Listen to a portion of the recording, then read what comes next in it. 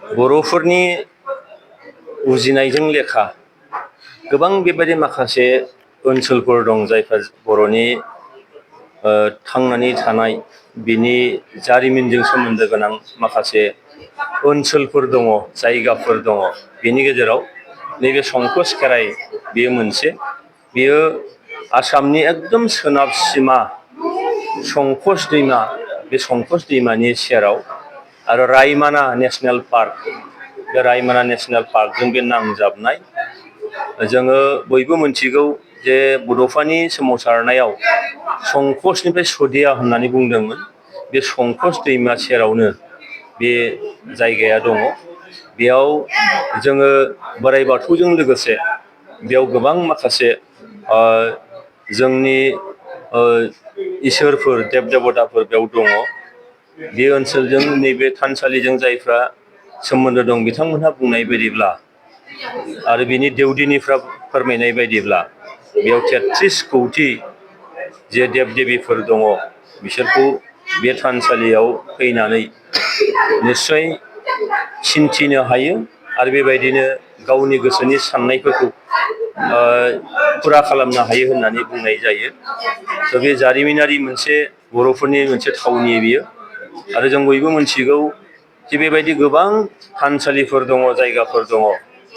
जे गोदो गोदायनिखौ नायोब्ला बै थानसालिफ्रा, थावनिफ्रा, सिबिनाय मोनसे थावनिफ्रा बर'फोरजों सोमोन्दो गोनां होननानै गोबाङानो बुंनो नागिरो। खिन्थु दिनै बर'फोरनि आखायाव गैला बियो।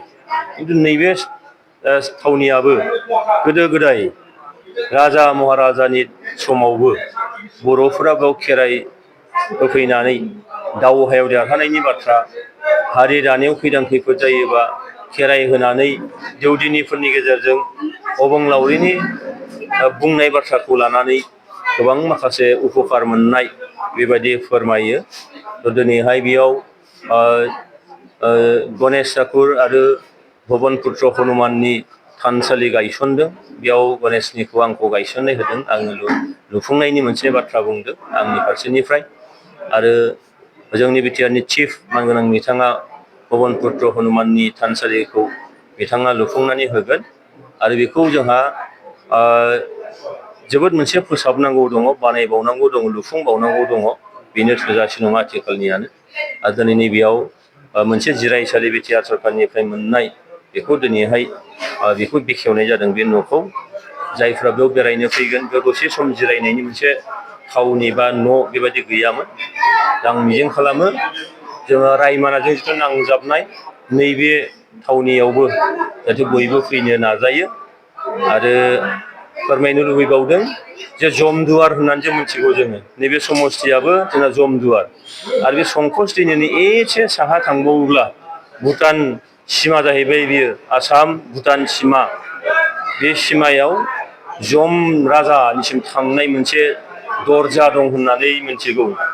आरो बेनि थाखायनो बे समस्तिखौ, बे ओनसोलखौ जमदुवारबो होननानै बुंनाय जायो। बे जमदुवारनि सिङावनो नैबे संकस खेराइआ। आं मिजिं खालामदों बयबो गावनि गोसोनि साननाय हनाय बेखौ इसोरनि खाथियाव मोनफुंनो थाखाय, अबंनि खाथियाव मोनफुंनो थाखाय बयबो फैनो हायो।